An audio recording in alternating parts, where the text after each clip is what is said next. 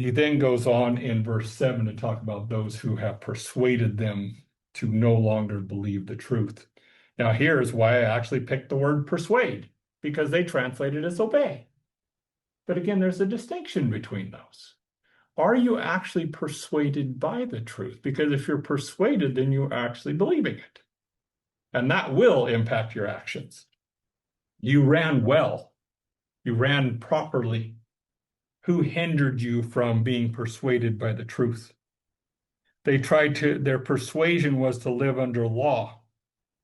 But this persuasion is not out from God.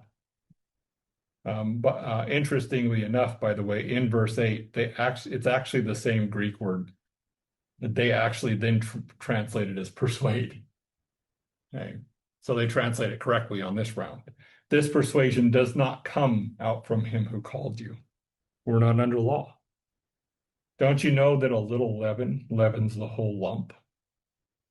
Now, leaven is something that is used negatively in Scripture. It is used as how it impacts a group. We see Jesus talking about leaven over in Matthew chapter 16 and verse 6, where he says to his disciples to beware of the leaven of the Pharisees. So in Matthew chapter 16, verse 6, it says, Then Jesus said to them, Take heed and beware of the leaven of the Pharisees and the Sadducees. Now, at first, they were like, he said this to us because we forgot to take bread. They were taking it the wrong way.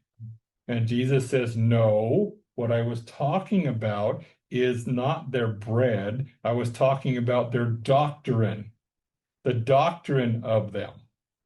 Beware of the leaven of the bread. In this, you see this in verse 11.